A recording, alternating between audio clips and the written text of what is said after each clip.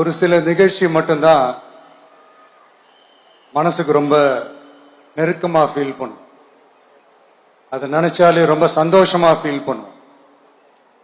அப்படிப்பட்ட ஒரு நிகழ்ச்சி தான் இன்னைக்கு இந்த சிங்கப்பெண் சிறப்பு படைய தொடங்கி வைக்கிற இந்த நிகழ்வு.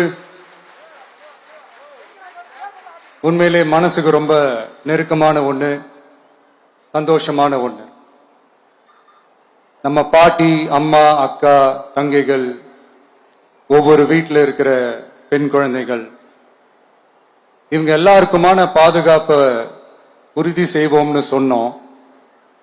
ஆனா அது எலெக்ஷனுக்காக மட்டுமே கிடையாது. மனசுல இருந்து நிஜமா, உண்மையா, உணர்வு பூர்வமா சொன்னதுதான். பெண்களுக்கு எதிரான இந்த கொடுமைகள்ல நமக்கு எப்பவுமே 0 டாலரன்ஸ் தான்.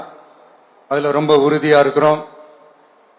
சோ சொன்னது எல்லாமே செய்யணும். கொஞ்சம் கொஞ்சமா, படிப்படியா அதை செயல்ல கொண்டு வரணும். அதுல ரொம்ப தெளிவா இருக்கிறோம்.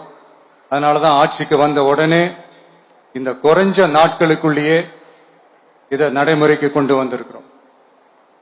தமிழ்நாட்டில் இருக்கிற பெண்கள், பெண் குழந்தைகள் எல்லாருமே பாதுகாப்பா, தன்னம்பிக்கையோடு இருக்கணும்.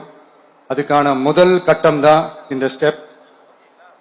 இது மனசுக்கு ஒரு மன நிறைவை கொடுத்தாலும், அதே நேரத்தில் பெண்களை பத்தின சில செய்திகள்லாம் கேட்கும் போது உண்மையிலே மனசு பதறுது, கண்ணு கலங்குது. அது கண்ட்ரோல் பண்ணவே முடியல. ஏன்னா நடக்கிற கொடுமைகள்லாம் யாருக்குங்க? நம்ம குடும்பத்தை சேர்ந்தவங்க தானே. எப்படி மனசு பதறாம இருக்கும்?